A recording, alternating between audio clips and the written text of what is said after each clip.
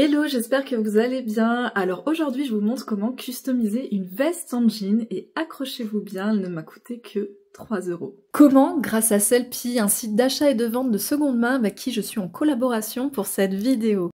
Outre l'achat durable avec Sellpy, fini les photos et les descriptions trompeuses, une équipe de professionnels s'en charge de manière impartiale. Les retours avec remboursement sont possibles sous 30 jours et je peux acheter chez plusieurs vendeurs à travers 24 pays. Il n'y a qu'un frais de port qui d'ailleurs sera offert dès 80 € d'achat. Des économies énormes.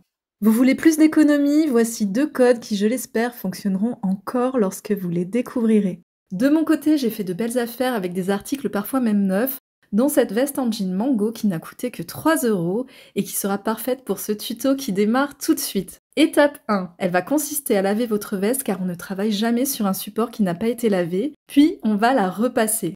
Étape 2. Essayez de trouver une idée, définir les couleurs, les effets, le style à 2D. Pour cela, Internet est votre ami et Pinterest l'est encore plus. Étape 3. Rassemblez le matériel en fouillant dans vos placards. J'ai pour ma part trouvé plein de petites choses à recycler pour customiser ma veste, notamment cette passementerie qui se trouvait sur une vieille robe réalisée par ma grand-mère et que j'avais pris soin de conserver. Les perles d'un collier fantaisie qui avait cassé et un reste de laine dont je ne savais pas quoi faire.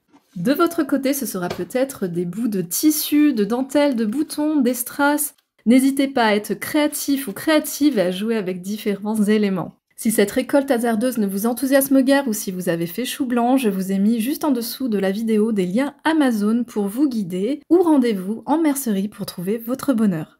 Étape 4, on positionne et on fixe. C'est parti, je vais dans un premier temps définir l'emplacement de ma passementerie. Au choix, vous pourrez la coller avec une colle spéciale tissu ou si comme moi vous êtes une perfectionniste maladive, la coudre à petits points. J'enchaîne avec des perles de 2 tailles différentes que je couds après avoir créé quelques repères en quadrillage pour que le rendu soit régulier. À ce stade, je voulais rajouter le mot love, mais je ne savais pas bien comment le positionner dans ma composition. L'astuce que j'ai utilisée, c'est une feuille de papier calque. Avec un crayon gris, j'ai pu dessiner mon lettrage là où je le souhaitais, à la taille désirée, et il m'a suffi de le décalquer. Ensuite, avec mon reste de laine et une grosse aiguille, je suis partie sur un point simple de broderie en créant des repères de 0,7 cm pour créer des points de même taille, comme vous pouvez le voir à l'image. Alors c'était une première pour moi et ça m'a pris bien moins de temps que ce que j'avais imaginé, c'était amusant et facile à réaliser.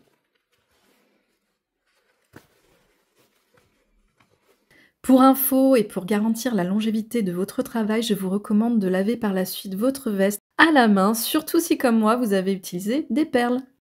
Alors que pensez-vous du résultat? Dites-le moi en commentaire et surtout n'oubliez pas de m'encourager en likant et en partageant cette vidéo. Merci à vous de l'avoir visionnée ainsi qu'à Sellpy et en attendant de nous retrouver, prenez grand soin de vous et restez créatifs.